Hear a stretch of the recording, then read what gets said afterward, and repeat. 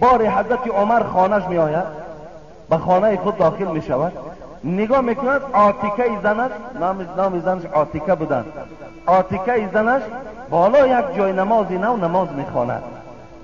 حیرت دمان گفت، عاتیکه گفت این جای نماز از کجا در خانه ما مهمان شد؟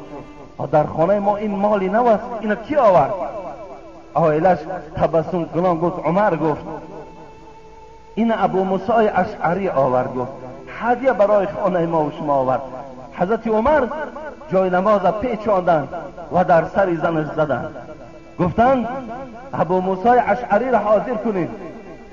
ابو موسی اشعری آن زمان وزیر دفاع بود، میدانید مینیستر ابران بود، در مصر در بصره بود، لشکری کلان داشت. وقتی وی گفتن عمر تو را فریاد دارد، به خدا قسم کلی جسمش می جنبید، می ترسید عمر برای من چیکار داشته باشد. گفت وقتی که ابو موسی اشعری را حاضر کردن، گفت این چی بود در خانه من آوردی؟ گفت هدیه بود، جای نماز است، هدیه آوردم بالای او، شما خدا را عبادت کنید. گفت به چه خاطر خانه عمر آوردی؟ چرا اینقدر مسلمان فقیر و نادار وجود دارد خانه او نبردی لکن خانه عمر آوردی؟ به چه خاطر آوردی؟ من هدیه تو را قبول ندارم. و جای نماز میگوید در سر ابو موسی اشعری زد، گفت قسم به خدا، گفت از همین روز اعتبارا تو در این وظیفت کار نمیکنی، تو از وظیفت آزاد. گفت برای خانه عمر گفت جای نیافتی، جای نیافتی که هدیه را بیاری، گفت خانه عمر آوردی. ببین آهسته آهسته وی میدانست که از هدیه آدم آهسته آهسته وقتی شفته مال می شود، وقتی وجودش به مال عاشق می شود، عاقبت وی ملک خراب می کند. این سیر و سودا را حضرت عمر می دانستند، به این خاطر در حکمرانی نه هدیه قبول می کردند، عدالت داشتند، تماما پروای هیچ کس نداشتند. والله که قانون خدا را بالای فرزندای خودش جاری کرده بود. بیایید من برای شما، برای آنکه شما باوری حاصل کنید که عمر حکمرانیش از روی خط کشیده خدا پیغمبر بود، ابو شحمه فرزندش، او عبدالرحمن نام داشت، لقب داشت به نام ابو شحمه. این ابو شحمه در مصر زندگی میکرد، در مصر حیات به سر میبرد. وقتی ابو شحمه همراه برادرزاده عمر، ببینیم برادرزادهش ابن مزعون، خدامه ابن مزعون، وقتی که عرق نوشی کردن، والی مصر عمرو ابن العاص بود.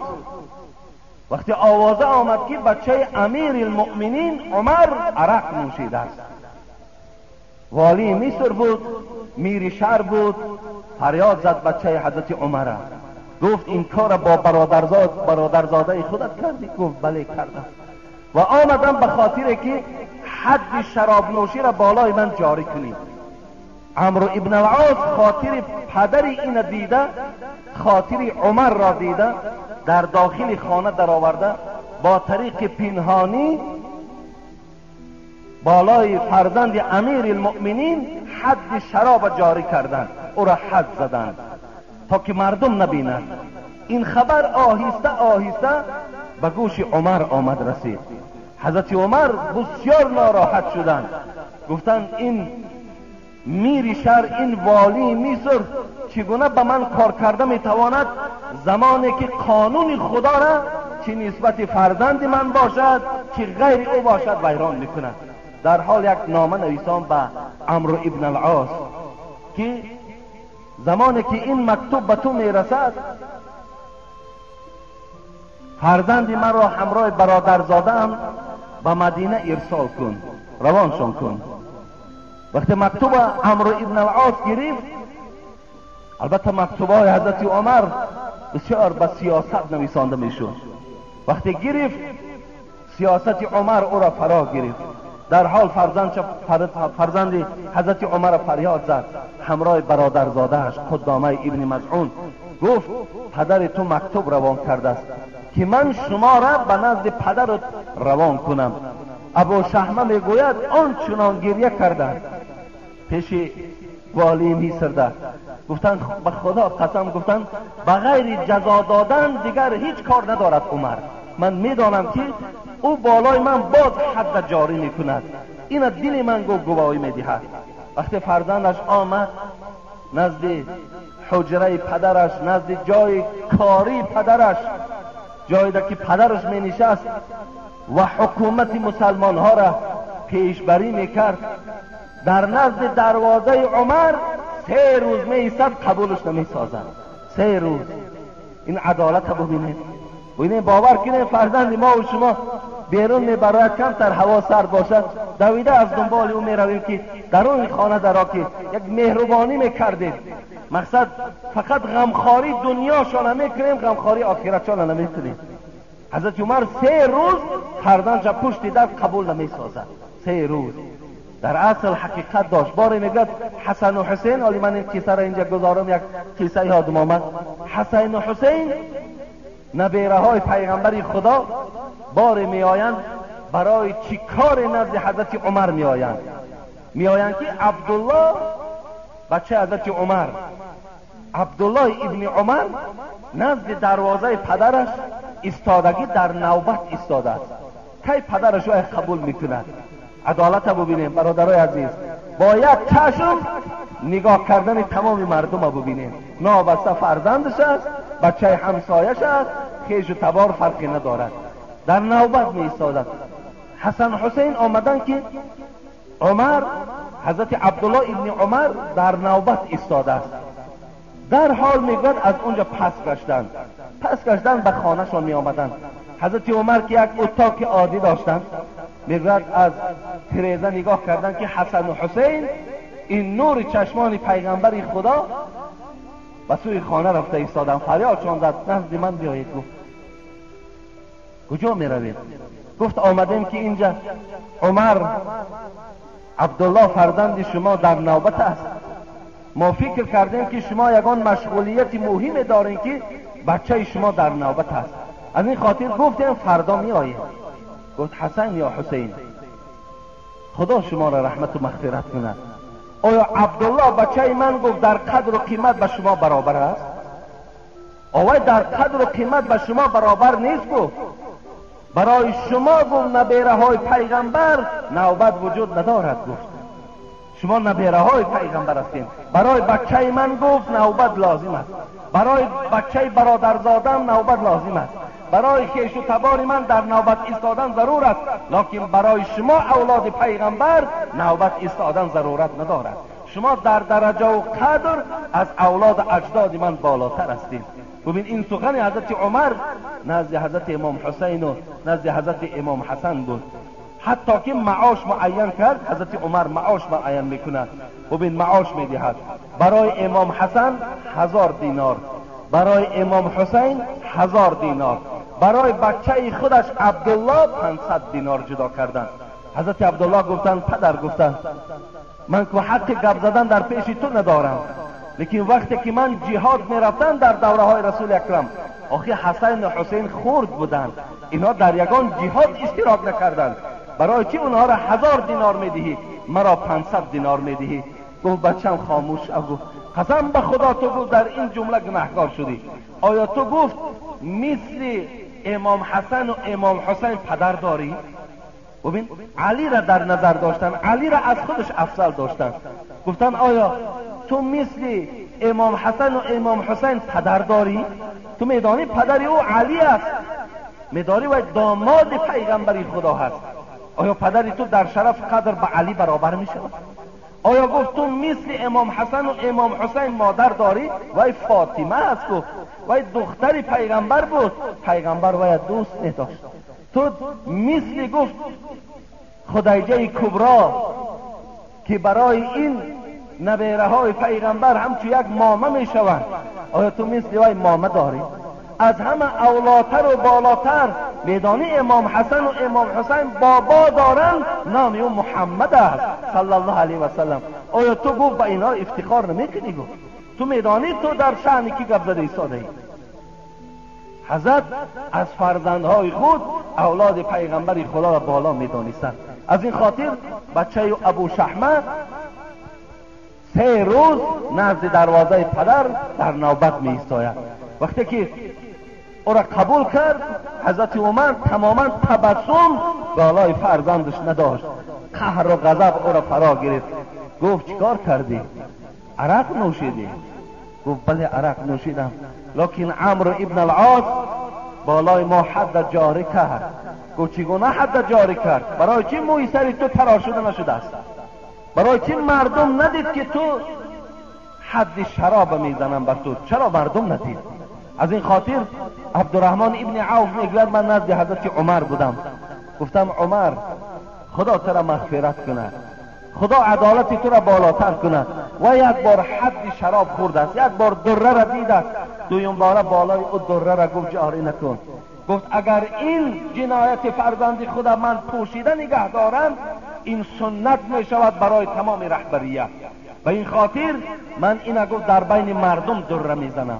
خود حضرت میگوید آستینا را بالا کردند، تمام مردم فریاد زدند، همراه برادرزاده خود فرزند خود دره میزدند.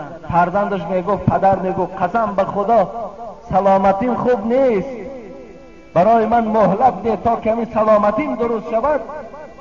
حضرت گفتم برای عرق نوشیدن سلامتی داشتی؟ برای عرق نوشیدن از خدا نترسیدی؟ اینجا عذر خودت بیان میکنی. وقتی دره را میگد بالای فرزندش جاری کردن، از درد این دره زدن 1 ماه بعد فرزندش از دنیا گذشته. لیکن قانون خدا را نشکستند، قانون اسلام را نشکستند، عدالت را جاری کردند. ببینید این زنم کیسه ما در زن بود. لولا معاذ لهلك العمر ابن الخطاب، اگر معاذ ابن جبل نمیشد عمر هلاک میشد. زنی را حکم کردند. تواضع را ببینیم برادرای عزیز، این از تواضع حضرت عمر است، این از خاکساری های حضرت عمر است. وقتی که زنی را حکم به سنگسار داد، زنا کرده بود، حضرت معاذ دوان آمد و عمر گفت این حکم تا بیکاره کن. گفت چرا؟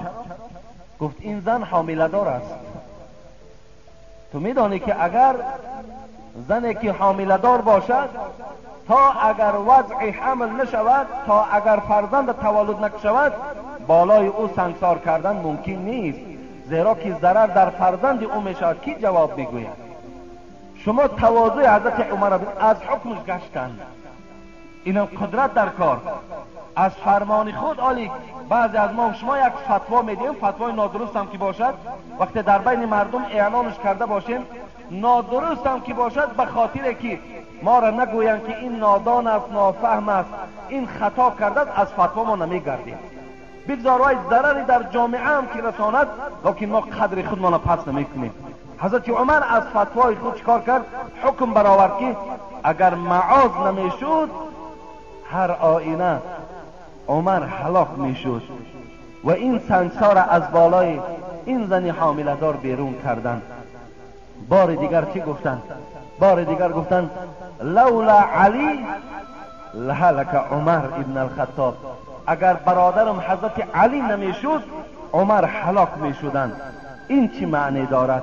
بار زنی را میگوید باز ویم دستی به زنا زد. حضرت حکم کردند که باید سنگسار کنید در پیش چشم مردم. وقتی که حکم صادر شد، زن حاضر کردند. حضرت علی میگوید دوان به نزد حضرت عمر آمدن، گفتند عمر گفتند این زنی که تو حکم به سنگسار کردی، این اول این که وای عقل ندارد، وای دیوانه هست. گفتند اگر زنی که دیوانه باشد، بالای او حکم جاری کردن این عین بی عدالتی است، وای شما گناهکار میشوین. حضرت عمر درو از حکمش گشتند، درو از حکمش گشتند. گفتند اگر عمر نمیشد، هر آینه حضرت عمر چکار میکردن؟ هلاک میشدن. برادرای عزیز و گرامی، ببینین تواضع حضرت عمر را ببینین. با این قدر اینجا یک جای عجیبش همین است، با این قدر مال و ملک، با این قدر حاکمیت، با این قدر منصب بلند، حضرت تواضع داشتند، آدم خاکسار بودند. بیایید ما و شما در برابر بعض از مردم خودمان یا مردم بیرون از خودمان عملهای حضرت عمر رضی الله عنه را مقایسه کنیم. در ما و شما اگر ذره، اگر برادرای ما و شما صاحب یک جا و مکان و صاحب یک کمتر شرایط خوب شوند، قسم به خدا اگر در وجود او ذره از تواضع را نمیبینید. الله که راه گردش دیگر می شود. حتی راه گردش را ببینید، اولی بعض تکبرها را ببینید، وقتی راه میگردند اون از حساب تکبری هست، از حسابی که همه شرایط های خود خوب که میبیند فکر میکند تمام عالم و تمام قوه و قدرت در دست اوست. لیکن برادر عزیز گرامی، به خدا قسم تو هیچ قدرت و هیچ قوت نداری، هیچ قدرت و هیچ قوت نداری. حضرت مولوی جنون خدا رحمتش کند میگوید مکن از کبر دعوای کلانی، مکن از کبر دعوای کلانی، یقین پوسیده مشت و استغانی. ای انسان عاقبت میپوسی، عاقبت به منزله یک مشت خاک میشوی، با چی تکبری میکنی؟ بکن امروز فکر کار پخته که فردا میبرند در روی تخته.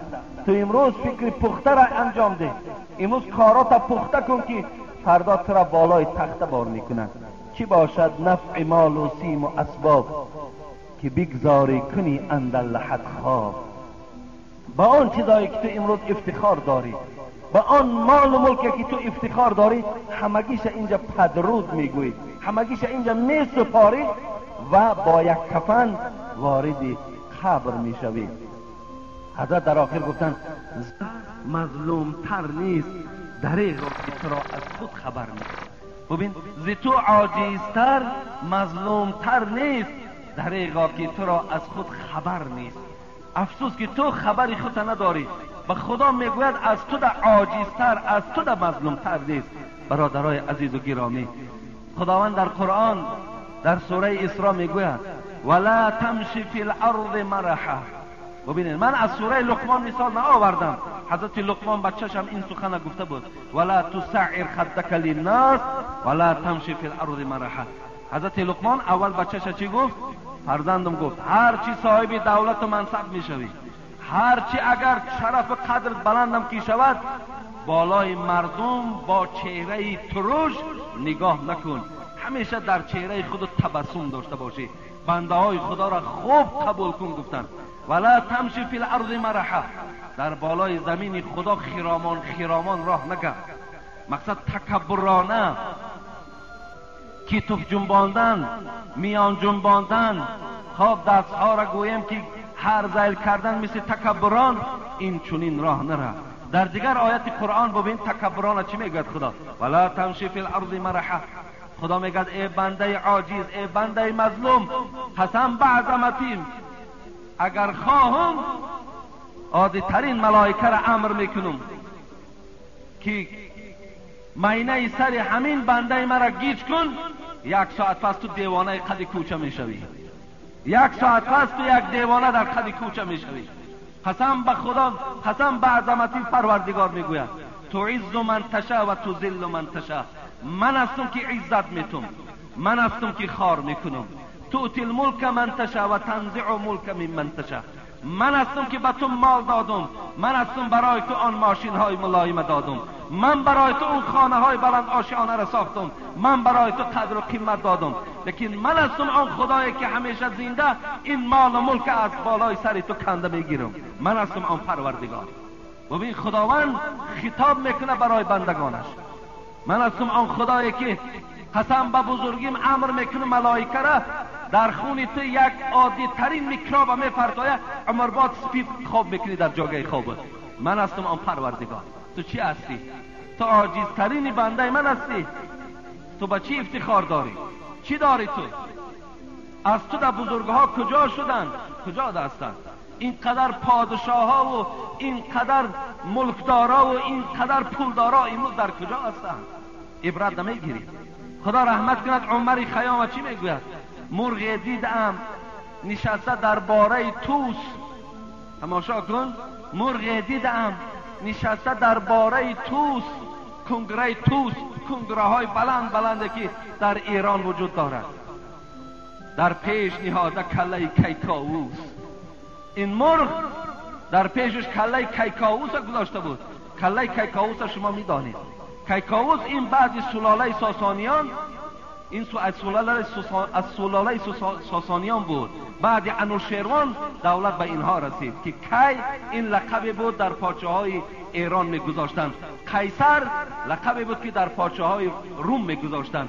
این کیکاووس بود و کیکاباد بود و اینا پادشاهایی بودند.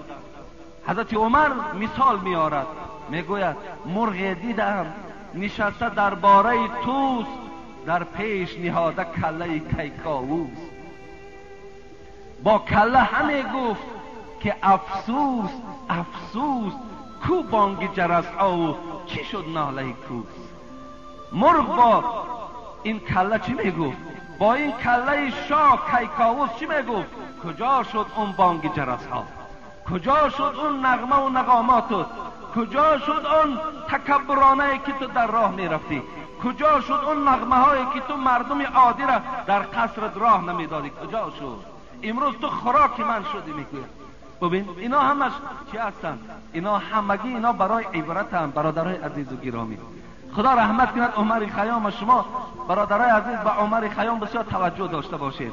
عمر خیام بسیار مصرع‌های عبرت آمیز برای همه طایفه میگوید. آن قصر که بهرام در او جام گرفت، بهرام میدانید این هم یکی از پادشاهایی هستند. همین قدری که از به خدا گذشتن، خدا را نشناختن.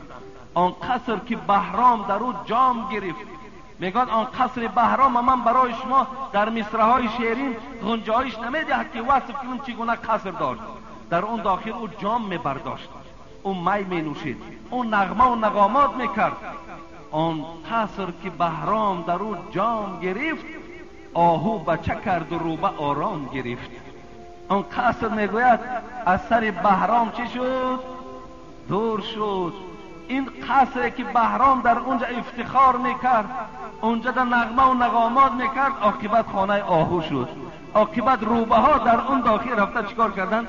الچه میگذاشتن، بچه میکردن. اینم برای ما و شما چی هست؟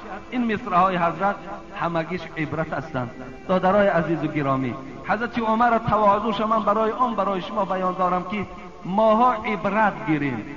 ماها گوییم که آدم خاکسار باشیم، عادی باشیم، هر چی داده است شکر به سوی خدا کنیم.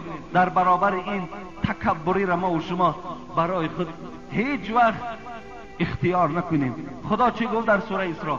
ولا تمشی فی الارض مرحا. هر چی داری نداری بالای زمین خدا ده، بالا زیر آسمان خدا ده، اینقدر تکبرانه راه نگرد. ببین در دوامش چی گفت؟ گفت لن تخرق الارض ولن تبلغ الجبال طولا. ای بنده خدا گفت، ای بنده عاجز، تو با این راهگردی های تکبرانه که در روی زمین داری، لن تخرق الارض، قسم به عظمت این زمین مرا تو شکاف کردن نمیتانی. ولن تبلغ الجبال طولا. هرچی اگر گردن تا بلندم کی کنی، خدا میگه برابر این کوه های بلند من تو برابر شدن نمیتوانی. نه تو از کوه بزرگی، نه از زمین ده سخت‌تر هستی. در بالای زمین مثل حضرت عمر راه بگرد، مثل حضرت عمر خاکسار باش. وقتی حضرت ابوبکر رضی الله عنه تخت شاهی را ترک کردن، برادر عزیز، وقتی که حضرت 2 سال و 2 ماهی که کرسی خلافت زینت بخشیدن، وقتی جان به حق تسلیم کردن، حضرت عمر بالای منبر خواست برآمد، جایی که حضرت ابوبکر می نشست. آمد در جایی که حضرت ابوبکر می نشست، اون جای برای خود اختیار نکرد، در جای قدم ابوبکر نشست. مردم گفتن، عمر گفتن جای نشست بالاتر است، اینجا جای قدم حضرت ابوبکر بود، شما اینجا را اختیار کردین. گفت برادرای عزیز، گفت اگر گفت شرف و برکات پای حضرت عمر، پای حضرت ابوبکر برای عمر رسد، همینش برای من کفایت میکند. گفت من لایق نیستم که در جای ابوبکر نشستن من برای خود اونجا را اختیار کنم. این از خاکساری حضرت عمر رضی الله عنه بود. بار شب حضرت عادت داشتن شبها در کوچه ها می گشتن. کوچه ها را تا سحر هر یک کوچه را نظر میکردند، از هر خانه نظر میکردند کنی در کوچه ها در شهر چی آوازه ها باشد، کدام بنده های خدا بی‌ضابطه هستند، ناراحت هستند، ناچیز هستند، نادار هستند. از کوچه ها سیر و سیاحت میکرد، میگشت، نگاه میکرد. باری میگوید نزد یک خیمه آمدن، نزد خیمه آمدن، نگاه کردن یک مرد عرب نزد خیمه نشسته است، خیلی غمگین است. حضرت عمر آمدن در پهلوی این مرد عرب نشستن، در حال احوال پرسی کردن گرفتن. شما بیرون خیمه هستین، وارد خیمه داخل نمیشوین، شما کی هستین؟ وقتی در همین حالت پرسان بود میگوید که از داخل خیمه میگوید نالش زن آمد، نالش زن بلند شد. حضرت عمر گفتند ای بنده خدا در داخل آواز زن است؟ گفت کار تو به اون نباشد. گفت این زن من است، در حالت تولد است. گفت الحال برای من یکی از نعمتهای خدا که فرزند است و قدرت پروردگار الحال باید تولد میکنه. حضرت عمر وقتی این شنیدن در حال به خانه خود آمدن. اون زمان گلثوم در دستشون بود. شما میدونین گلثوم کیست؟ دختر حضرت علی بودند. دختر حضرت علی در دست حضرت عمر بودند. حضرت عمر با زمان که خسور پیغمبر خدا بود، حفصه دخترشان در دست رسول اکرم بود، با زمان داماد حضرت علی بودند. گلثوم در دست حضرت عمر بودند. عجیب بود، یک وقتی که خواستگاری رفتن به خانه حضرت علی، گلثوم خواست که در نکاح خود درآرد. گلثوم گفت که من در نکاح عمر نمی درایم. گفتن چرا نمی درایی؟ گفت خوراکی که عمر میخورد من خوردن نمی توانم. در حالت خلافت حضرت نان میخورد که باید روغن نداشته باشد. اگر نانی که روغن میداشت میگفت این 2 خوراک میشود. من هیچگاه ندیدم پیغمبر خدا 2 خوراک خورده باشند. ولی امروز در مردم ما و شما آنقدر اسراف بسیار شده است که 2 خوراک یک طرف، 3 خوراک و 4 خوراک و 5 خوراک میپذیم. اینم از جمله سنت های پیغمبر خدا نیست. حضرت عمر گفتند من میدیدم پیغمبر خدا را وقتی 2 خوراک در پیش می آوردن، 1 خوراک میخورد، خوراک دیگر را به کمبغل ها میداد، خودش هیچ وقت تناول نمیکرد. حضرت عمر هم نانی که روغن میداشت میگفت این از 2 خوراک عبارت است، هم آرد است هم روغن است و یا تناول نمیکرد. گلثوم به خاطر که خوراک عمر خوراکی سخت است، خوراکی هست که خوردن وی قین است، گفت در نکاح او نمی درایم. لیکن آهسته آهسته خلاصه گویم در نکاح حضرت عمر در آمد دست زن خدا گرفت. ببینید که ها این کار انجام داده میتواند. در یک قسم شب عائلش گرفت، وارد خیمه کرد، آمد گفت این زن من است، ممکن است که وارد همین خیمه شما شود تا که یک کمک برای عائله تو رساند. گفتن میلش، گفتن ما راضی هستیم. وقتی که زن در آمد بعد یک مدت میگوید صدای کودک، صدای طفل از داخل خیمه بلند شد. گلثوم از داخل خیمه صدا داد یا امیر المؤمنین، صدا داد ای امیر المؤمنین. با این رفیق پهلوی خود مژده که زن او بچه تولد کردن. این مرد وقتی صدای امیر المؤمنین شنید دیگر ناراحت شد، ترس وجودی او را فرا گرفت که این شخص در پهلوی من نشسته امیر المؤمنین عمر هست، تا حال وی نمیشناسد. حضرت عمر گفتند برادر عزیز، گفتند هیچ ترس و وهم شما را گفت فرا نگیرد، بلکه من برای شما چنان نصیحت میکنم وقتی سحر روز شد به نزد حجره من بیا، من برای این فرزند تو گهواره پولی، کمک پولی جدا میکنم و برای خود تو هم یگان مبلغ جدا میکنم. این از تواضعهای حضرت عمر است.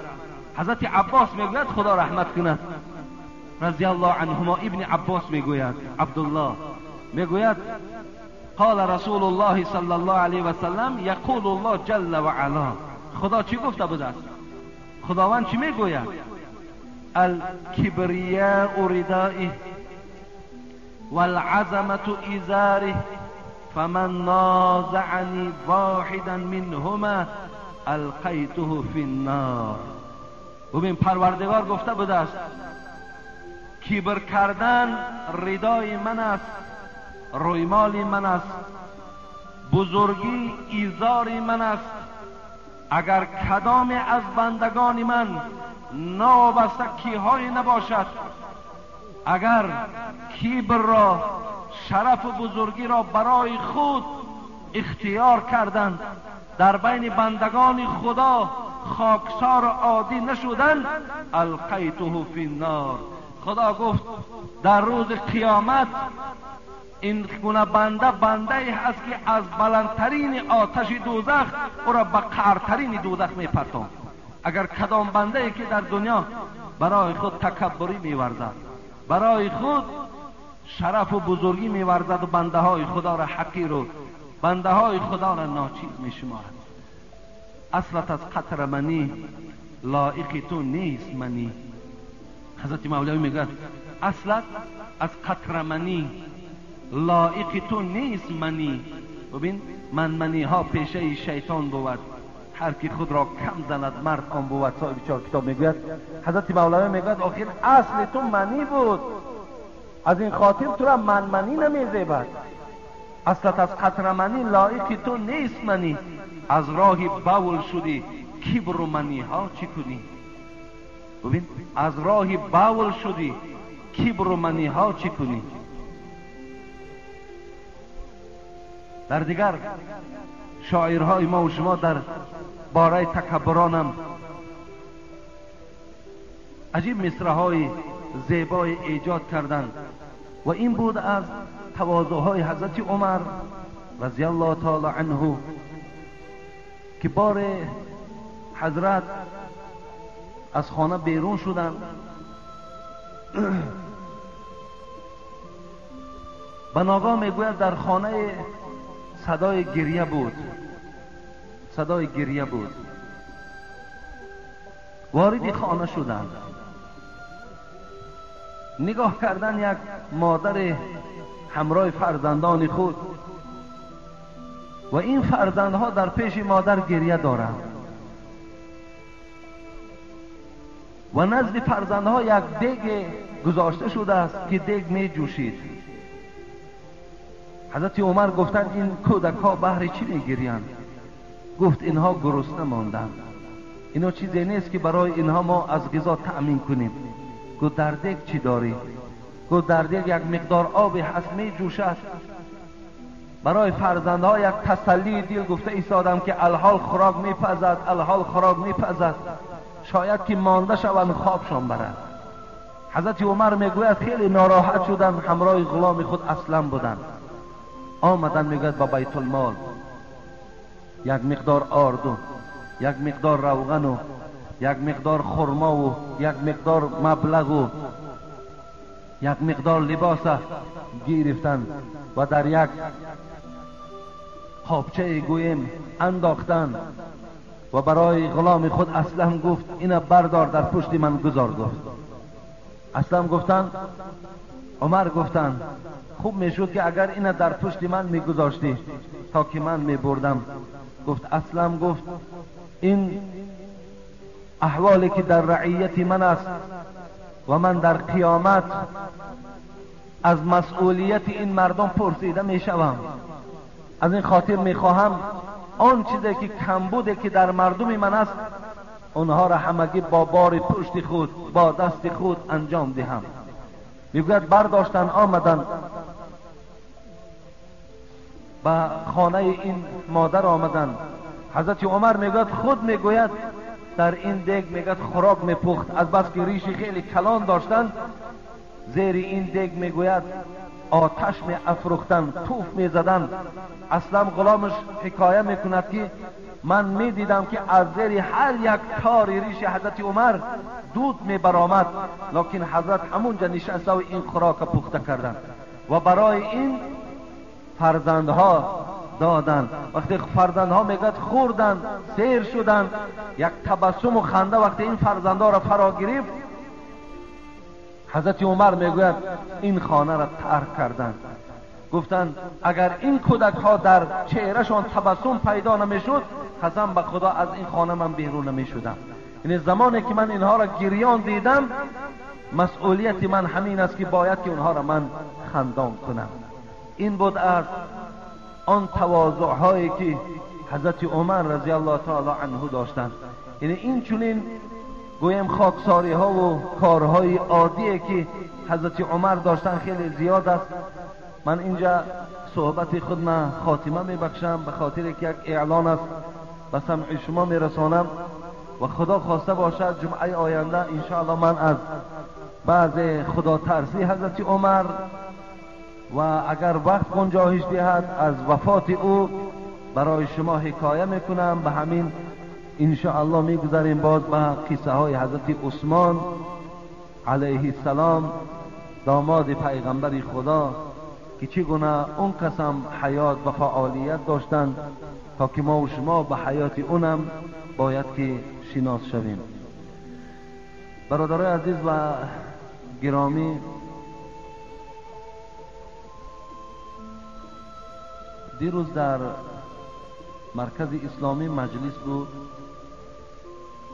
که ما در این مجلس اشتراک داشتیم و تمام نماینده های حکومت هم اشتراک داشتند که تا نصف روز این مجلس ادامه کرد. فقط موضوع از دو چیز عبارت بود که ما را وظیفه دار کردند که اینها را به گوش مردم رسانیم.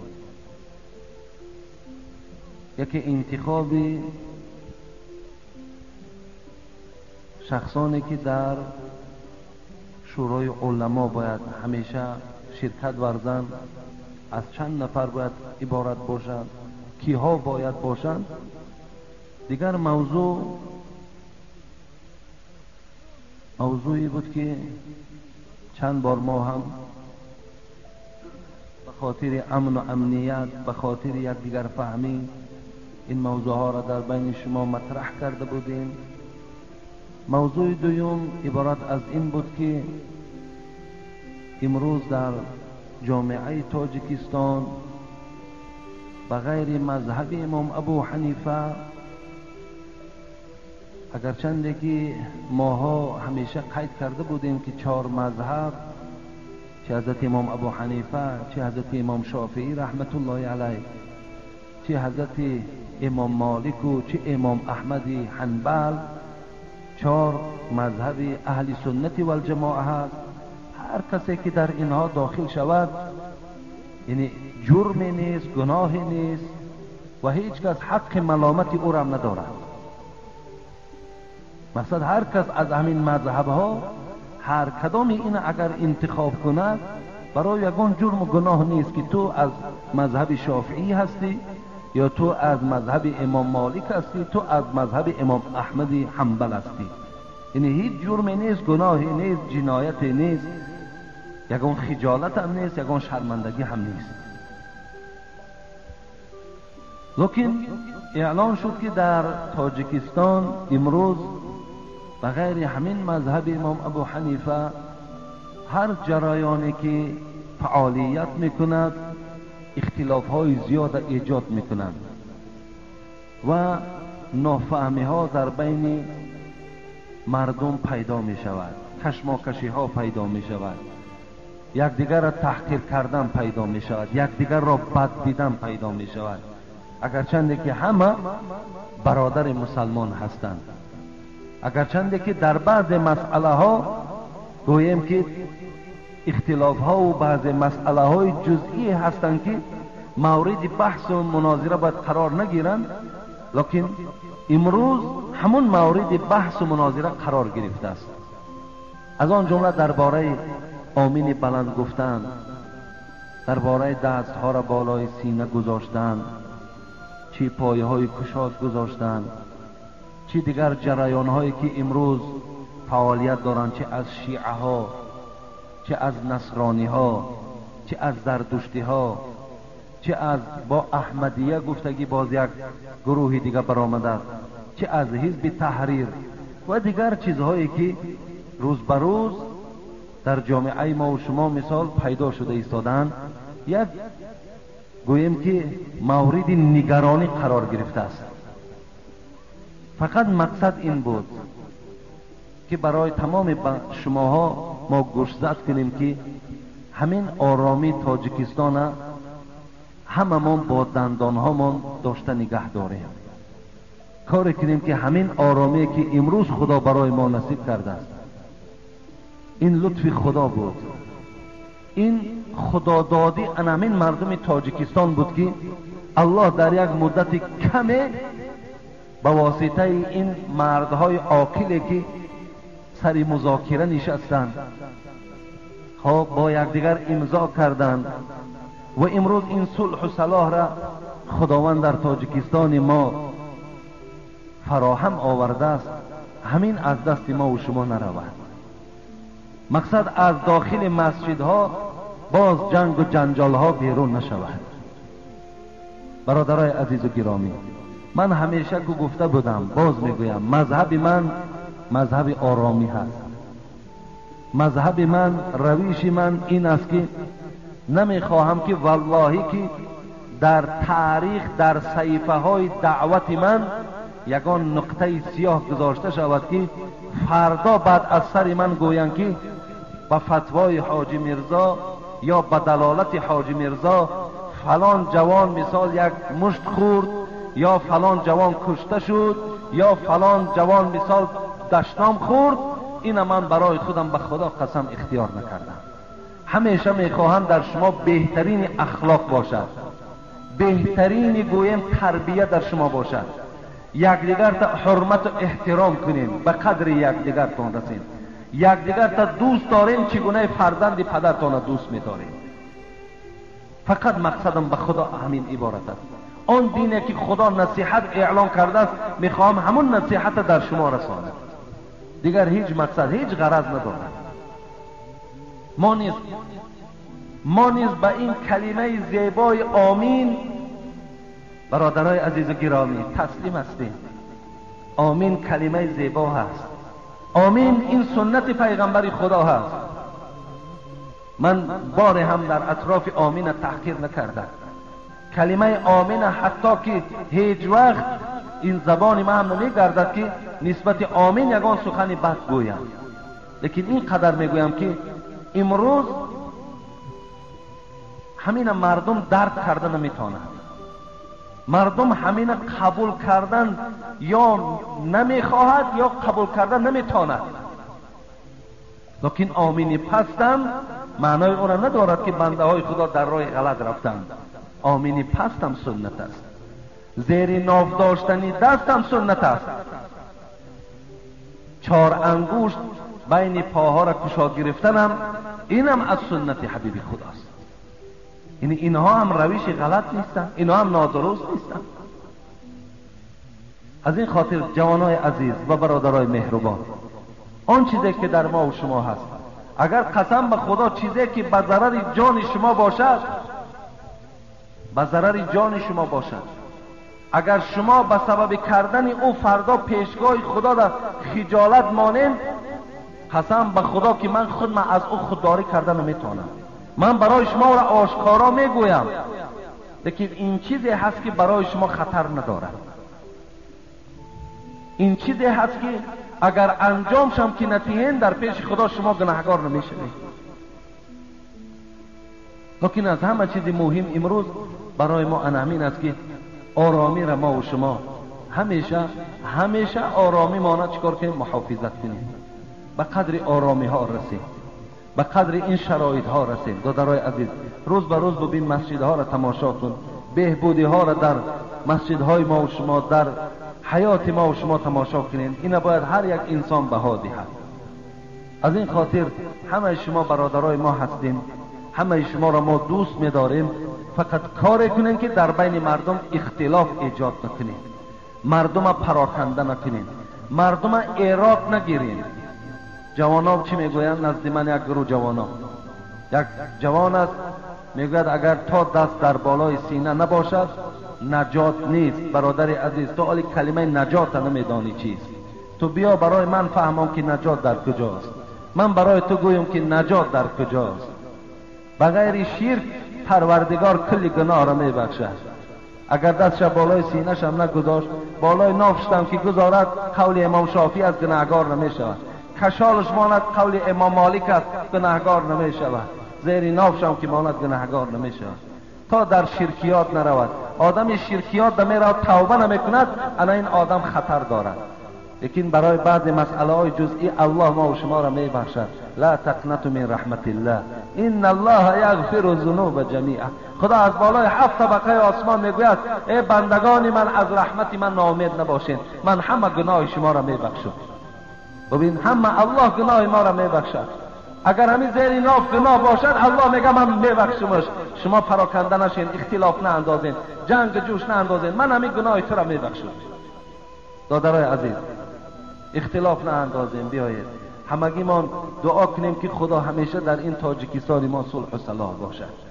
همیشه در بین تمام ناحیه های ما، در تمام بین مناطق تاجیکستان رفت و آمدها باشد.